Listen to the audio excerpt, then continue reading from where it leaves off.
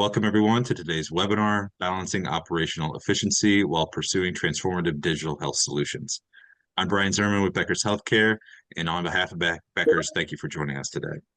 Before we get going with the conversation, I'm going to walk through a few quick housekeeping instructions. If you have any questions or thoughts for our panelists during today's session, please feel free to type them into the Q&A box on the left side of your screen. Our session is also being recorded and will be available after the event. You can use the same link you used to log into today's webinar to access the recording. If at any time you don't see your screen moving or have trouble with the audio, try refreshing your browser. You can also submit any technical questions into the Q&A box. We've got folks on the back end who can help out with that. So with that, I want to give each of our panelists the chance to introduce themselves by sharing a few details about their professional background and the work they're doing at their current organization. I'm going to show my Chicago bias, and Anil, I really appreciate that background you got there. So you get the honor of going first with the introduction here. Thank you. Good morning, good afternoon. Anil Saldana, Chief Innovation Officer at Rush here in Chicago and Northwest Indiana. So my role works at the intersection of public health, community health, and delivery systems. And I'm mostly focused on innovation in novel processes, technologies, and in programs, basically. Thank you so much, Anil.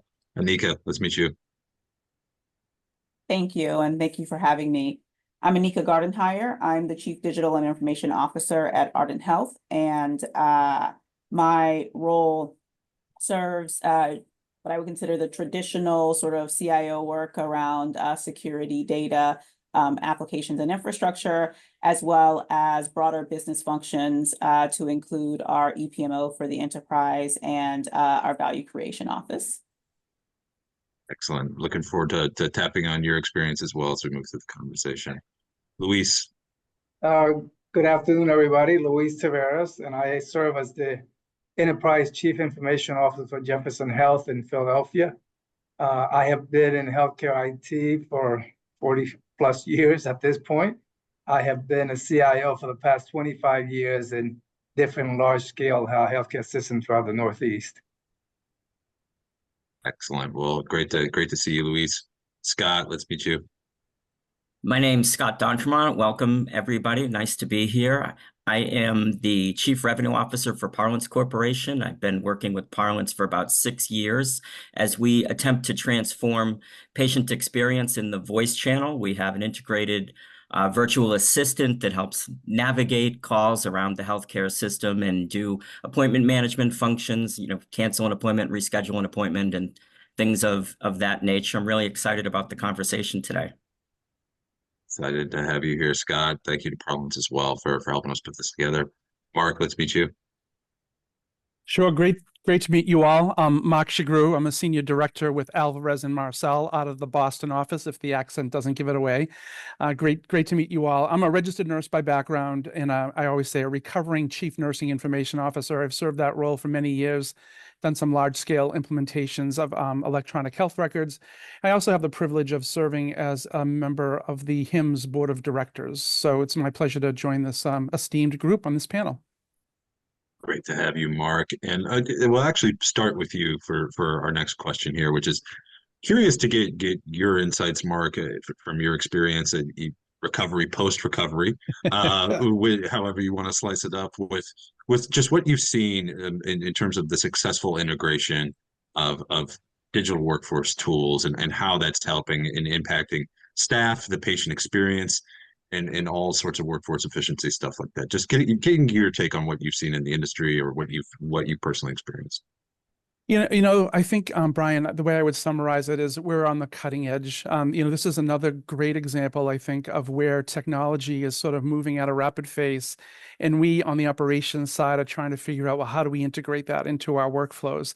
I think as it relates to a lot of the work that I do in my day job these days is around contact centers and transforming those so that we have effective communication channels with our patients. And I think conversational AI in particular provides an excellent opportunity opportunity for us to really leverage that technology and improve the experience, not only for the patients, but for the caregivers, the folks on the other end of the call, and downstream to the others that will be sort of meeting that patient when they come to visit us. So I think there's immense opportunity, but we're still on the very early stages. Big opportunity to improve things. And what do you imagine once you evolve this, once you advance it a bit further, what it will mean for efficiency or just the experience of patients, but not even patients, just staff too? I get asked this question quite a bit, especially as a nurse, and I always I teach as well, and I tell my students that at one point in time in the late 1800s, a stethoscope was considered foreign and not integrated into practice. Right? I see a future where AI, machine learning, all these capabilities are so integrated within our workflows and our practice that they're like hanging on our neck, just like the stethoscope is. It's just there, and it's supporting us to provide better care. It's making us better at what we do. Which is taking care of patients. And I think that's the utopia for me. I'll look to my CIO colleagues and others, to make that happen is going to require a lot more than technology, right? It's going to require a lot of integration of workflow and clinical practice with that enabling technology to make that happen. But that's my dream. Excellent. Well, I appreciate you sharing that. Let's get some CIO perspective here too, Luis. Why don't you chime in here? Did Mark just share sort of resonate with the work you're doing at Jefferson? Yeah, so Mark, I think you're absolutely right. It's going to require a lot more than just technology. And of course, when we always talk about the people, process, and technology, it's got to be all three of them coming together to optimize what we do for our patients. How do we make life easier? How do we make it more fluent for them to engage with us, to gain access to us? So we opened about 6 months ago, we opened what we call the Hannock Center here in Center City, Philadelphia. People would say it's a medical office building, right? Well, it's not your typical medical office building. It is 19 floors glass building with 22 specialties in one single building. And everything that we do there is contactless. So we have the patients come in, they sign in at a kiosk, they get sent from the kiosk up to a room, and they check in at the room. And then when they're done with a visit with a provider, we have virtual checkout for them. So the provider presses a button, and up comes the patient service rep that's going to come check out, and we check them out and they go home. Right? And they love the fact that they're able to do that. We do all their appointments as checkout in the room. It's a private environment. Instead of standing in the line saying, I need to set up my rectal exam or anything like that, forget it, doesn't happen. You're sitting in the same room all by yourself talking to your PSR in the room. So that's the kind of technology that we need to make life easier for the patients and much more effective for the way that we interact with our patients. And what's that experience been like for your staff so far too? Oh, it's been amazing. First of all, from the medical staff perspective, concerns at the beginning that we're going to take up too much of the room time, right? The turnover was not going to be fast enough. But right now, the turnover is about under 30 seconds from the time the patient is finished with a provider to the time they finish with a PSR and leave the room. So that was one of the big concerns. The other concern was from the medical staff that they had to have certain parts of the medical record done and the checkout instructions all done before they press that button. And they're not as diligent as doing that, but now they are, because they know that's where we're going to check out the patients. So some process changes, but very well accepted. We have done about 60,000 visits right now, and we're doing a lot of studies on the results, but we've done a lot of visits now this way. Yeah. Thank you for sharing your experience, Luis. Anil, let's move to you. How are you leveraging digital workforce tools, conversational AI? What role is that playing at Rush right now? So Rush started on like a digital transformation program a few years ago, and with years, since the last few years, based on like our experiences with telemedicine and other programs, and of course we had the pandemic for 3+ years, and where everybody was trying to use like virtual technologies. So at Rush, we basically started this kind of a program called Rush Connect. And this, like an Uber program, kind of, the major objective is to improve patient access.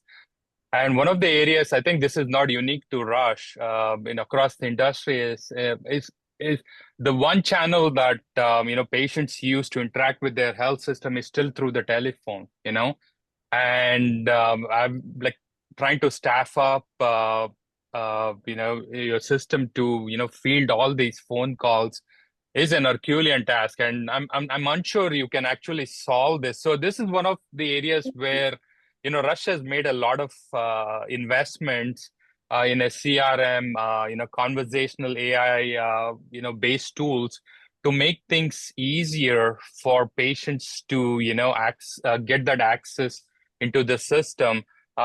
Things like, okay, find a specialty, who do I go to, change in schedules, for example.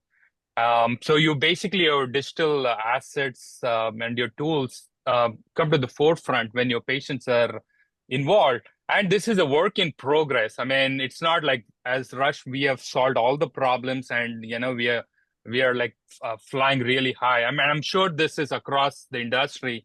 I know we have tried a few tools, certain things are working. We're still learning, the pain points of certain interactions with digital. So it's a work in motion. But we have also, like I said, with Rush Connect, we have started introducing the whole concept of virtual deeper across the spectrum. This helps with congestion control and better routing of patients, for example. So we did start with virtual primary care in the last couple of years, and we have expanded that to virtual specialty care and also virtual urgent care. And when you have I think 40 plus conditions that are eligible for virtual urgent care, so you don't really have to go to an urgent care facility at Rush. You can use virtual capabilities. I mean, things like if you have cold or flu-like symptoms, some skin rashes, eye issues. So there's about 40 plus conditions that kind of you're eligible for virtual urgent care. So this is, I think, a progression in terms of the digital footprint. Also, using the experiences with telehealth over the years, and just progression in time, basically. But the key objective is to improve patient access, basically. Yeah, and you hit on a couple of important points there. I think, as Mark said early, the early days, but also sort of interesting. We'll get into this in just a bit. Sort of the channels by which folks are communicating. I think that's an important piece of this conversation. We'll spend some time on for sure. But Anika, I want to give you some space to talk about what you're doing with these types of tools at Ardent Health. For sure. So, in addition to sort of the broader technology portfolio, I have the great fortune of, very similar to Mark, I have a nursing background, right? I started my career in CVRU and then made my way into clinical informatics and ultimately the further sort of technology and customer experience lean. And so I lead our customer experience functions in addition to some business functions and broader technology. And so the way that we think about this is from a journey perspective, and we're really trying to lean very heavily into journeys. And so if I were to just think about sort of three major journeys that we're focused on, right? And so it's the people we care for, right? Whatever that looks like, right? The people we care for, the communities that we serve, the people who care for the people, right? So the people who do frontline, hands-on clinical care. And then there are the people who support the people who care for the people, right? And so it's a really sort of interesting perspective, but when you think about it from a macro perspective, ultimately that's typically what we're talking about. And so when we think about how we're applying these tools, first and foremost for us, we have some really clear standards, right? It's human in the loop. We're not in this place of sort of working to replace people. We're working to expand people. We're working to do more with same. We're working to make it easier, better, faster. And when we think about the things that we're focused on, I'll give maybe just two examples across those three different journeys. When I think about the people we care for and we think about access to care, we are also thinking about telephony opportunities and voice opportunities and those types of things. But we also think about creating just simply a more informed consumer. And for us, that looks like so really practical applications, like utilizing AI to help us convert what is very convoluted diagnostic testing abbreviations into something that's palatable for a consumer to understand, right? And so we've been able to utilize tools to help us do this for a large number of diagnostic tests, and it's incredibly helpful. Our patients tell us that they have a much better understanding of what's about to happen to them, why it's happening. It's super easy even to sort of self-select if you're trying to schedule your mammogram, or you're trying to understand the CT, or you're trying to understand what a provider even just recently ordered for you. And then when I think about from people who care for the people, right, who take care of the people, right? So we have a great partnership with an organization called Cuventus, and we're really looking at how to improve operations, improve access to care by looking at our surgical blocks times and thinking about how we can make most efficient use of our operating rooms, and looking at how we can utilize predictive opportunities to help with that, but also create significant convenience for our surgical schedulers, right? And really understanding how we manage room turns and all of those pieces. And then as we look forward, it's also then how do you blend that into things like what your pre-op processes look like, how you do your pre-surgical phone calls, all of those pieces connect into place. So that's how we're thinking about it. We're really trying to take sort of that macro journey approach, and then make sure that we're understanding across the journey that we're creating a connected experience that comes together across those 3 journeys. But then from an individual journey perspective, that we're creating consolidated experiences and feedback loops that'll help us drive forward. Yeah, really keeping the human beings here involved, 100%. sort of thinking about their experience first, and sort of building out from there. Appreciate those comments. Scott, I want to come to you now, and sort of as a partner for many systems. Does what you've heard from our panelists sort of align with what you've seen among the folks you're working with? Yeah, absolutely. We really resonate with a lot of what I've just heard. You know, we're constantly trying to not create automation for automation's sake, but create automation that will partner in the right way with our partners in the back end and help people to be able to do a little bit better job.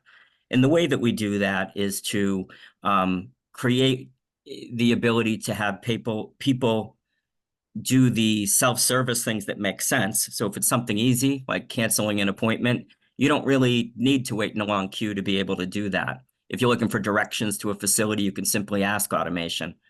But if you have a detailed question, you want more quick access to an agent that can really help you by removing some of that other friction, you can make that a lot easier. I heard people talk about navigation and getting people to the right place, and having it be easy and efficient. I think automation today is really in a good place to do that. And bridging back to what Mark was saying around you know, process and templating and kind of work processes, lots of our systems around the country are a long way from having all of those processes in a condition to be automated anyway. You know, we have a lot of academic medicine customers, for instance. One of our customers, University of California, San Diego, supports 78 different templates to schedule an appointment for their physician. So it's really not ready yet to automate. But the things that can be automated are helpful. And when you can get people to the right place, it just creates great efficiency, a better patient experience. All of us today are more reliant on technology, more willing to use it. And that said, people are still calling on the phone. As Anil said, it's a Herculean task at this point to staff a contact center, nearing the impossible. We hear about constant turnover, training, the impact of getting people really ready to be fully proficient on the phone is something that these folks deal with every day. So the ability to take standard calls and help people really helps out. The other thing that we've seen be really effective is the ability to give a one-number access to the system for navigation. So out at Keck Medicine of USC, we have 1-800-USC-CARE, and their consumers are able to, you know, call and ask for everything from what time are the cafeteria hours in Glendale to when is my next appointment at a different facility. So that's really helpful, and it's allowed the customers to use that technology to expand the way that they market as well. If you were to go around the country, which many of us at our company often do, you'll see billboards that are sort of making people aware of the different systems. I'm here in the Boston area, and we have lots of healthcare here, of course. You'll almost never see a phone number associated with that billboard to let people just know where to call. And it's because systems aren't really in a condition to take that call. They would all go into one place. We're able to help with that. And I think that that has been really helpful for USC and some of our other customers. Yeah, great points there, Scott. And coming back to sort of thinking about the phone call here, I think that the stat I've seen is 72% of those doing contact support do so over the phone. And I think some of this goes to some of Anika's comments too about focusing around education, educating folks on digital transformation and how this new technology can be used, and ultimately with the goal of pushing that education out to expand access to care, prioritize health equity projects. Scott, can you just talk a little bit more about how you think about that at Parliament? Yeah, we do. I mean, for us, it's in this big bucket of frequently asked questions, you know, and it can be, how do we get there? But it can be a lot more detailed. Sort of anything that you might guide people to on your website can typically be answered as a frequently asked question by AI. So we, for instance, have a physical therapy practice that commonly has people ask, what should I wear for my appointment? That's an easy lift for technology, and somebody doesn't have to go through this whole process of, you know, waiting in line, maybe leaving a voicemail, hoping to hear back. You know, they can simply say, you know, what should I wear for this upcoming appointment, get an answer and get back about their day. And that can be applied across the board within the health system. Thank you, Scott. Mark, what do you think about this? The sort of education component here, the phone calls being sort of the primary way folks are reaching out for help. I think that's going to continue for quite some time. You know, clinically, I believe we need to meet our patients where they are. And if that means it's a phone call, it's a phone call. And if that means that, you know, we can have a different level of conversation with patients, as Scott's describing, then great. Let's educate our workforce to be able to meet those patients where they are. So I'm all for it. And I would also just double click on the point somebody made too about self-service and automation. I see this in our clients all over the place where they all want to move to self-service, but until they have those prerequisite workflows filled out, like Scott was describing with templates, it's a non-starter, right? So it's really trying to figure out a strategy that will work across different populations of patients and across different technology paradigms. And I think that's really where our clients are headed right now, is trying to figure out which direction do we need to head in order to meet our patients where they are. And can you share a little bit about sort of how, like, what does that work precisely entail? Just some specifics around trying to figure that out, because I imagine it looks a little bit different for different folks. Yeah, to put it simply, Brian, it's ugly work. I mean, it's you know, it's block and tackle right down to the practice level. So a good example is, you know, many of our large academic medical centers are really looking to move towards a self-scheduling model. That means that we need to meet with neurology and get neurology to agree that their templates are aligned with something that a patient could use from a self-scheduling perspective. Right. And that's no easy task, because then you got to go down the hall and meet with cardiology, have those same discussions. We've overtaxed our physician population here in the United States with the electronic health record, with all the click overhead. We expect them to teach, we expect them to do research, and we expect them to be available in clinic. So we have to find that balance, right, where we can have a realistic approach to, in this example, self-scheduling. And that requires the hard work of going practice by practice, almost provider by provider, to be able to go get those prerequisites established, to then lay on top of that the automation and the self-scheduling. Thank you, Mark. Anika, I want to come back to you now. You, of course, flagged some of the education components being very important to you. Can you talk a little bit more about how you're managing that with phone calls and build on any comments that Scott or Mark shared? I would agree with what's been said. You know, the reality is we're going to be having phone calls for a significantly longer amount of time as folks become more and more, quote unquote, digitally proficient. And the reality is we also can't forget about accessibility, right? And so the really beautiful thing about healthcare's digital transformation is my perspective. It forces us to do a thing that maybe some industries haven't had to do. And that thing to me is ensure that we're not going to leave any population behind. So we don't get to sort of create a smaller TAM or manage a carve out we have to ensure that our digital transformation is going to work for everyone. And that means that when we're looking at these tools, we're thinking about accessibility, we're thinking about language, we're thinking about third grade reading levels, we're thinking like all of these things that we have to make sure that we're understanding are also a part of this overall conversation. And so whether it's the way that we think about IVR on the phone line, or whether it's the way that we think about, to your point, Luis, about the way that our kiosks are set up, we have to make sure that we have a strong understanding about how all of these populations are going to interact with these tools. And so the education piece is awesome because it gives us an opportunity to make sure that we have ways of bringing everyone with us. Which is why I think we focus on creating that really informed consumer. But the other thing that education really does is when you create an informed consumer, you get more informed feedback. And then you're able to incorporate that more informed feedback into your ongoing processes. And so for us, the education is not only one directional, it's bi-directional. It's about us really deeply understanding our consumer, understanding our various population segments, and then understanding how each population segment is going to interact with what we're calling digital transformation, and whether or not that's actually going to create a convenience for each of the folks in those journeys, or is one person going to have a really strong, more proficient convenience than someone else? It's not quite actually going to have a good experience. And what we've really done is we've chosen one group's journey over another. And so for us, one of the reasons why we're looking holistically across those macro journeys is to ensure that we're not doing what I think transparently we've sometimes historically done, which is to choose one journey over another and sort of decide that either the labor burden or the experience burden can be bared by a particular population. And the reality is, I think every single one of those groups is saying no more, right? Everybody's calling uncle. And so we have to look holistically at these tools. Yeah, and it seems like the digital transformation is really an opportunity to turn the tide on some of these trends 100%. and making sure you're leaning in and taking advantage of that opportunity, right? Absolutely.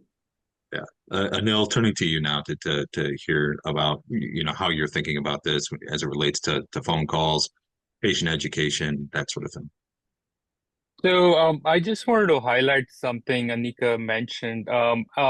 So when we talk about digital transformation, we kind of tend to equate it to like digital properties, technologies, and we kind of put people on the backside. Is like they're not in the forefront of the discussion in digital transformation. It's about, okay, there was a mention of like surgical, kind of planning tools. I don't want to take names, vendor names. The thing is, we are always looking to push new technologies, let's say on the like new EMR modules, looking on the pathology, for example, scheduling, OR, at the service line, we're pushing new technology. And at the end of the day, we tend to forget that we need to keep our people, that includes the patients, the clinicians, the nursing staff, the care coordinators, and any kind of support staff, kind of moving in line with all these changes that are happening across the system. And it's kind of an interesting times we are in, because with the market forces, the competition, like the payer, like kind of evolution, we are seeing a lot of progress in terms of novel things that are coming into the system at the industry level, at the system level, individual hospital level, and also at individual special service line level. So it's complicated, and we are like collectively like progressing in multiple directions, and the patient expectations have changed, and the demographics of people using our system has changed. So it's I think it's a very complex topic to discuss about educating our people, which includes the clinicians and the staff and the patients. And you cannot just focus on one type of people.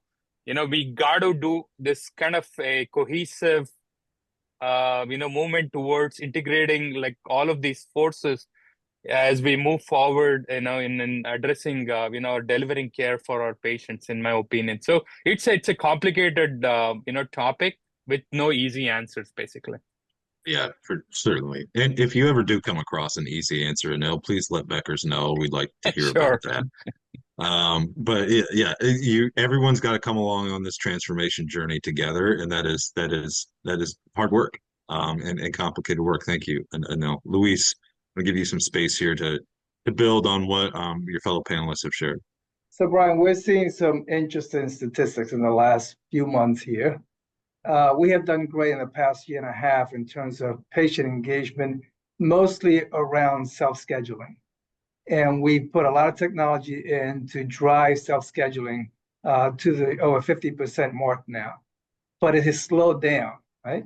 And the question that we have is kind of back to what Anika was referring to, which is, what do we have to do next to continue the patients to be able to engage and to do things on their own, like scheduling? And it's back to education. We assume that the patients know how to use these technologies, that the patients are interested in using these technologies, but we need to proactively go out there and drive that, teach our patients how to use it, instead of just having providing the technology and sending them some information how to use it. Do webinars for them, bring them in, enhance the education that we do for them so they actually know how to use the technologies and make better use of the technologies than what they're doing today. So we need to continue to drive that patients, especially around the appointment scheduling and doing it on their own. But we're still seeing at the patient engagement center, which is the one number for the entire system, we're still seeing the cost being the same. So while we've seen the number of patients self-scheduling going up, you think the number of calls going to the engagement center would drop, but we haven't seen that. And we're going back and forth, like, what is it? What's the dichotomy that's going on here? And how do we address this going forward? And I think it's patient education. And it's not assuming that our patients know what to do, know how to do it, and want to do it, right? Get them engaged in driving some of this. That's where the patient advisory councils come into place. We need to listen to our patients, not just assume that what we're doing for them is good for them. Right? And Luis, one of your points there sort of gets me to where I wanted to go as well, which is kind of like zeroing on the staff components here, which is to your point, you've made that progress, but calls have not gone down. And I think contact centers, at least nationwide, have experienced some pretty high turnover rates. So I guess, Luis, how are you thinking about sort of leveraging these tools to support the staff to be able to sort of pick up the slack, do this education work? So when you look at the perfect example of where AI makes a big impact is in contact centers throughout all industries. And in healthcare, I'm not sure that we've taken advantage of that as they have in other industries. The agents that are created now through AI are so sophisticated and so intelligent. A lot of times you don't even know you're talking to a computer or to an agent. It just sounds like you're having a conversation with somebody at the other end, like normal.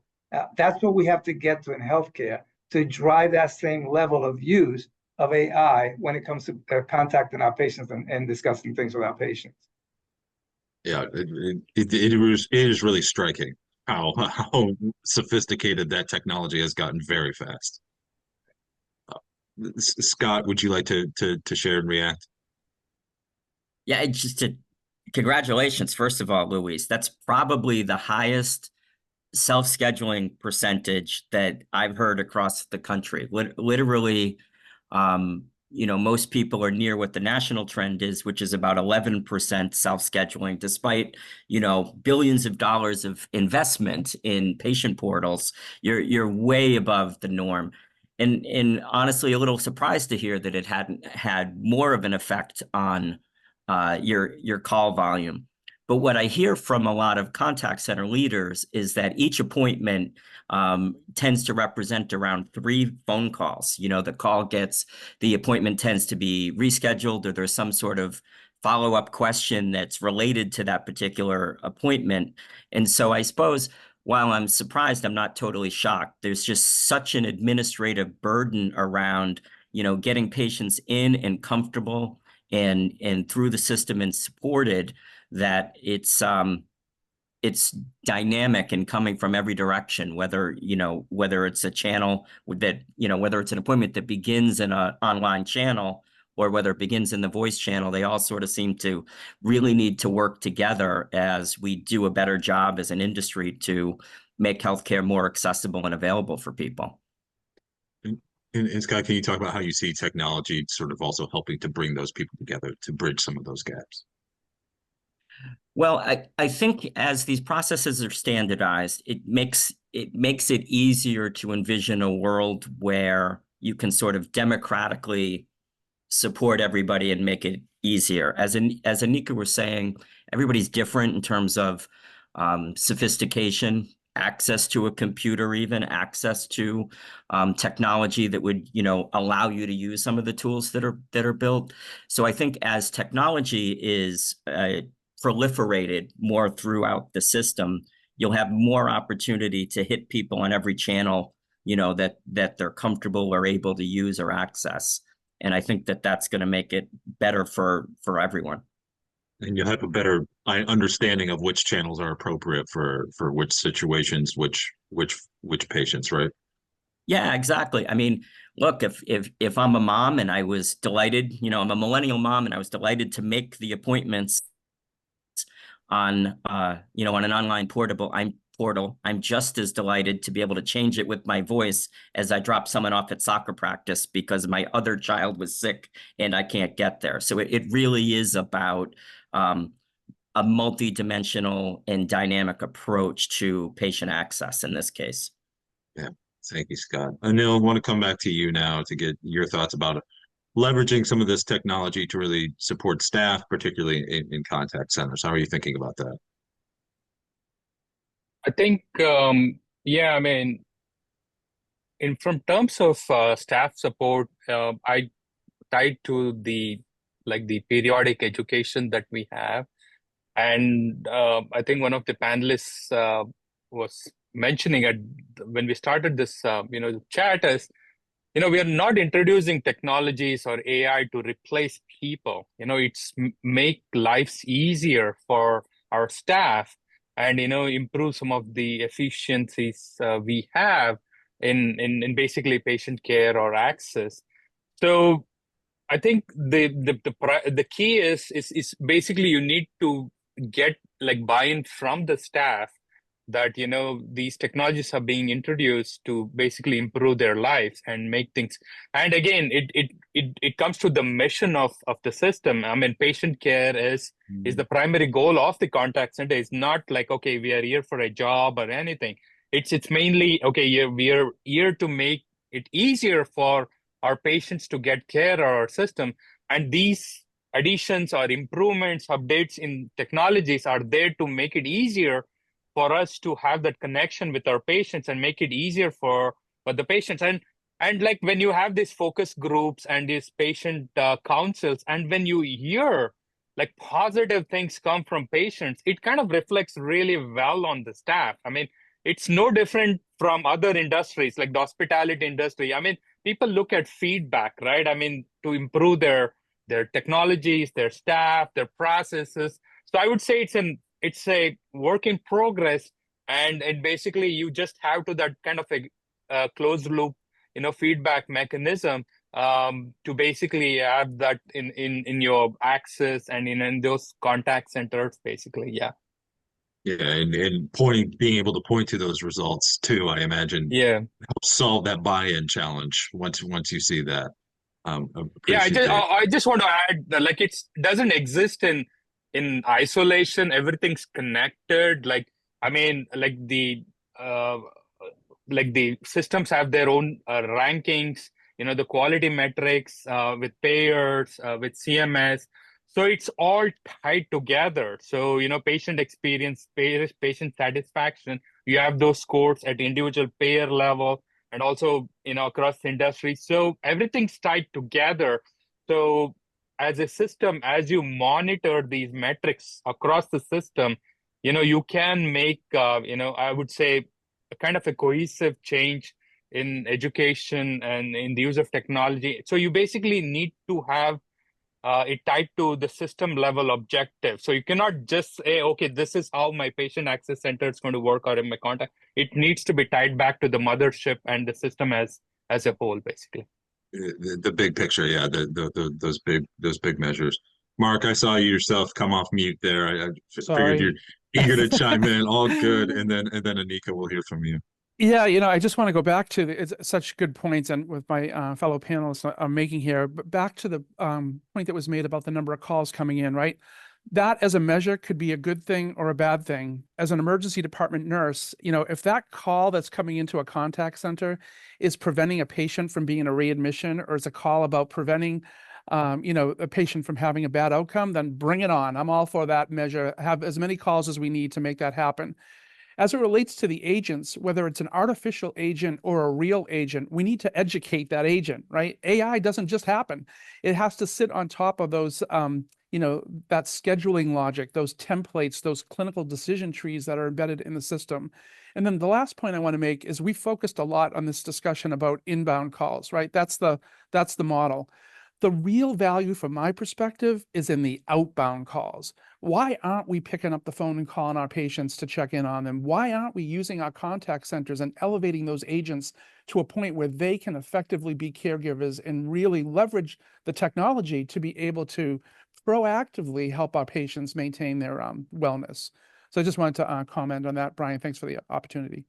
Yeah, of course. Mark, any call out in terms of those outbound calls? If you've seen, what do you imagine if that's more embraced can do for sort of the patients? We're starting to see it. Some of the EHR vendors, for example, are embedding nurse triage functionality into their electronic health record capabilities, and some of our more advanced clients are standing up nurse triage functions within contact centers. And I distinguish a call center from a contact center in that contact is really that, right? It's reaching out, in this case, those outbound calls to say, hey, you haven't refilled your prescription for your blood pressure med, or hey, you've got an appointment coming up in a few weeks. Let's get you ready for it. And so I think that's where we need to get to, particularly for our clients that are managing a large at-risk population. And let's face it, who's not at risk these days, right? Anika talked about access. We need to apply this concept broadly across our entire population of patients. And again, meet them where they are and give them what they need through a robust contact center. Thank you, Mark. Anika, turning to you now to think about how you're supporting staff with digital tools, especially in these contact centers. Yes, I think that for us, and I would definitely agree with Mark, I think the value is in outbound calls as well. And when I think about, contact centers, our contact center is very similar to what was mentioned before around the CRM, transformation that's needed. But at the end of the day, we're really looking at those tools and data aggregation. How do we align and collect the data and provide the most summarized information so that your call center rep inside of your contact centers can do what we really need them to do, which is to be the most empathetic, understanding, friends in 5 minutes person that person can talk to, right? So we talk about self-service, and self-service is absolutely wonderful. And I agree that, and I happen to be one of those people that as much as I can do without talking to a human, I want to do. But when I do have to talk to a human, just like everybody else, I want the most human ever, right? Like I want the most empathetic, understanding, want to solve my problem, in the thick of it with me person that can be on the phone. And so how do you create that? And so my experience has been that what we historically did, in the term I kind of called it, was we sent people off of a digital cliff, right? Because we focused a lot on self-service, and we had all of these awesome, super sophisticated tools that let people serve themselves. And we actually weren't necessarily thinking about the contact center rep.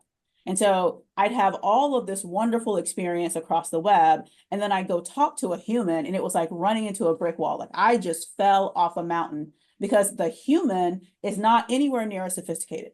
They don't have all of my information. I can find out more about myself on the web than they can seem to find in the CRM. The information is not aggregated. It takes them 25 minutes to put it together. And I'm sitting here on the phone, I'm going, what? Like, I feel like if I would have just kept maybe on the web, I might have gotten there faster. And so part of it is exactly what was stated before, which is how do you bridge the experience? How do you ensure that if you raise the level of sophistication at one portion of the journey, you're raising it in another portion of the journey? And that might mean that you're bringing really sophisticated tools to the fore for the human in the loop that we're going to interact with. And so the way that I think about it is just the continuation of the journey and trying not to send people off of a digital cliff, such that if I have a really super sophisticated self-service experience, that when I get to that human experience, it's as good, if not better, than what I could have gotten from a self-service perspective. And it's really easy to understand, just even from like a consumer perspective for anything. If I've gotten to the place where I need to talk to a human, I want them to really know what's going on. 100%. And then when it comes to healthcare too, it's like the stakes couldn't be higher. We're talking about health now. We're not talking about the package that was delivered to the wrong door. You know what I mean? So it's really easy to understand that why people would want that. And it's a Thank you so timing issue, right? So I've already invested the time of doing all the things you asked me to do to serve myself. So Right. I'm already in, right? So by the time I get to the person, I need speed to resolution. Yeah, So absolutely. Brian, Well, Brian, what does that mean from a hiring perspective? How should we change our hiring practices? Should we hire for attitude or should we hire for aptitude, right? I visited a company a few years ago. They were starting up in the New York City area, a health insurance company, and they pride themselves in their customer service. And I visited their customer center, and it was amazing because they had like 50, 60 people in this customer center, and they were all actors and actresses from Broadway, right? Because they knew how to relate to people, they knew how to work with. They can teach them the insurance stuff that they needed to do, but these were people that were people, right?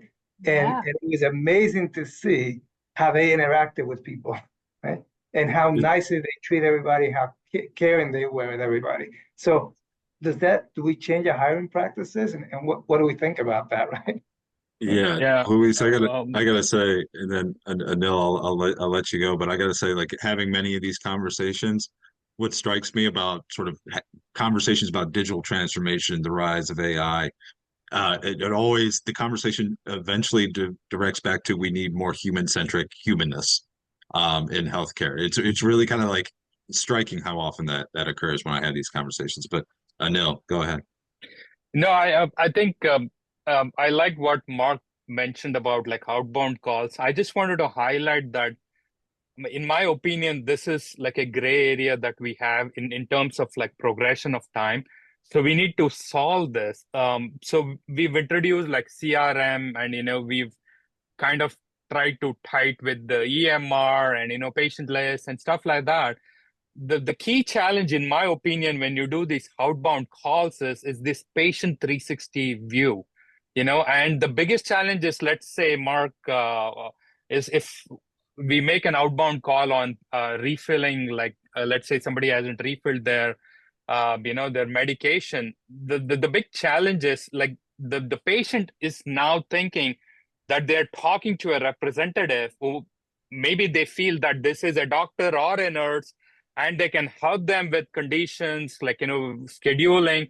So basically, in my opinion, like the person who's making this outbound call needs to have a full 360-degree view of the patient, and two, needs to have the education and certification or whatever you might want to call, that they can actually help this patient until they finish the call. And I think that's the danger like the industry is dealing with, is when you like having these outbound calls is amazing, but the thing is, once you have a touch point with the patient, your experience depends on whether the patient is fully satisfied, or if the caller says, sorry, I can't help you with that, you will have to call this other number, or I will allow to have your doctor call in to answer that question. I think that's the gap we have in patient experience. And as an industry, I think we still have ways to go to solve this 360-degree, patient view issue, in my opinion. So I just wanted to throw that caution out there, basically. Yeah, I appreciate that, Anil. It sort of aligns with some of Anika's comments about falling off that digital cliff once you hit a wall when you're on the phone with somebody. It has been a wonderful conversation. It's been an honor for me to be able to wall. We are close on time. So, and there are many different avenues we could have taken in this conversation, different things we could have talked about. But I'm going to tap on each of you to close things out with either share something you didn't get to share, or reemphasize something you'd like to reemphasize. Basically, if attendees remember just one thing from this session, what would you like it to be? I'll give you each of you about 30 seconds to do so. Scott, why don't you go ahead and kick us off? Sure. To me, I think it's a lot about how we deal with some of these intersections. You know, the outbound calls are great, but many of them are going to generate an inbound call. To the extent that those are integrated and I can know as a system that I made that outbound call and then properly handle it in a frictionless way. Hey, thanks for calling back, Scott. You know, yes, we can reschedule your appointment as a small example. It is going to make a big difference. That doesn't really exist today. We have a lot of our customers that have accidentally set up an experience where they might text somebody an appointment notification or leave a voicemail message. And when they call the system back and the person says, "How can I help you?" the customer will literally say, "I'm not sure, you called me." And as a group of professionals and interested parties in the industry that are trying to reduce friction and really support patients, the more we can kind of all work together to avoid those sorts of experiences and make some practical improvements for customers, I think that we're going to really move the ball forward in a meaningful way. Thank you so much, Scott. Luis, go ahead. So I wanted to leave with talk about AI, which no surprise to anybody, right? That's what we talk about today. And if you think about what the American Medical Association defines AI as, is not artificial intelligence, is augmented intelligence, right? Because it needs to start with the clinicians and needs to end with the clinician. And we have to remember that in between those two, you have a patient. We're not making widgets. We're not shipping a package as effectively as possible. We're dealing with patients that come to us during very vulnerable times in their lives, right? And we need to make sure that they're humans and that we treat them as human in the best way that we can. And yes, we have to make sure that we use artificial intelligence in any possible way. My strategy is go slow. But even going slow, I have 30, 40 different applications already that are AI-driven, right? But we can't forget that at the end of everything that we do, there's a patient and their families, right? And that's what we have to keep in mind. So I'm going to leave you with that. Thank you so much, Luis. Anika. And so I would go a very similar route to Luis and say, at the end of the day, it's about creating closed loop experiences to ensure that we're not creating situations where it is disjointed or we have point solutions that ultimately at the end of the day aren't actually creating the result that we hope for. And my perspective is also that the way that you do that is you understand that the most important digital skill of the future is actually humanity. Thank you, Anika. Anil. Yeah, I would pitch connected care ecosystem. So it's not just at the patient access. So we need to have people in the discussion as we move across the ecosystem. So we have remote patient monitoring, telehealth, in-home visits. So we need to progress across this ecosystem, bring in the people together. You can have what you call connected care ecosystem. Thank you, Anil. Mark.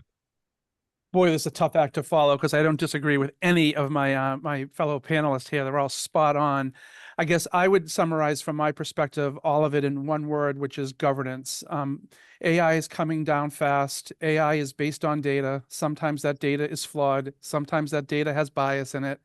And in the absence of institutional level governance over AI, all of this stuff will fall apart. All of it will be potentially harmful to patients. So I think what I would leave with is as organizations are beginning to explore AI capabilities, that they need to make sure they've got that governance in place first. Thank you, Mark. Appreciate you taking us home there. I know it was a tall order following this group, but I think you did it nicely. So I want to thank all of you. I want to thank our attendees as well. Arlen, thank you for helping us put this webinar together. To learn more about what we discussed today, you can check out the resources section on your webinar console and do fill out the post-webinar survey. Thank you for joining us. We hope you have a wonderful rest of your afternoon. Thanks, everyone, for joining us. Thank you. Thank you all. Great meeting you.